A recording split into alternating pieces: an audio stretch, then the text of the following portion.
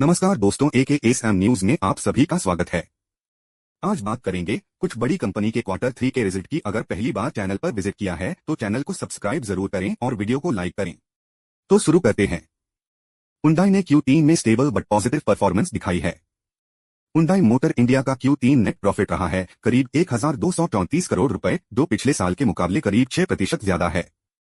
Company का revenue from operations रहा है लगभग 17,973 करोड़ रुपए, जिसमें सालाना आधार पर 8% की ग्रोथ देखने को मिली है। अगर एबिटा की बात करें तो Hyundai का एबिटा रहा है करीब 2018 करोड़ रुपए और एबिटा मार्जिन करीब 11.2% रहा। रॉ मटेरियल कॉस्ट और कंपटीशन के बावजूद एसयूवी डिमांड और वॉल्यूम ग्रोथ ने Hyundai को सपोर्ट दिया।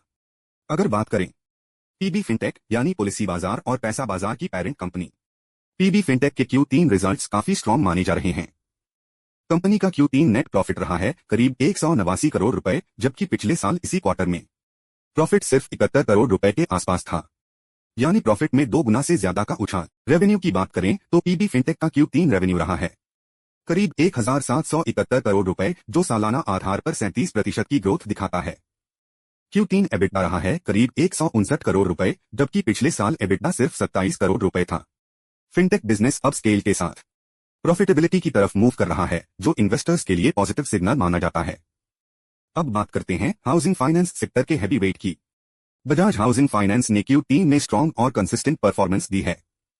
कंपनी का Q3 नेट प्रॉफिट रहा है करीब 665 करोड़ रुपए, जो पिछले साल के मुकाबले 21% ज्यादा है। नेट इंटरेस्ट इनकम करीब 963 करोड़ रुपए, जिसमें लगभग 19% की ग्रोथ देखने को मिली है।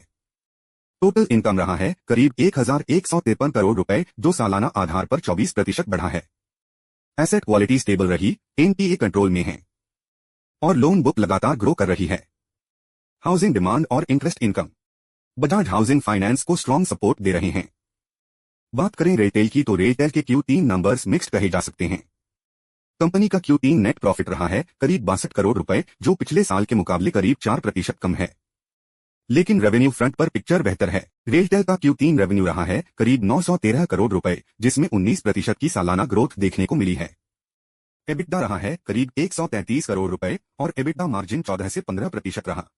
टॉप लाइन ग्रोथ अच्छी है, लेकिन मार्जिन्स और कॉस्ट्स की वजह से प्रॉफिट पर थोड़ा दबाव देखने को मिला। अब आखिर में बात करते हैं ईवी और ग्रीन मोबिलिटी सेक्टर की।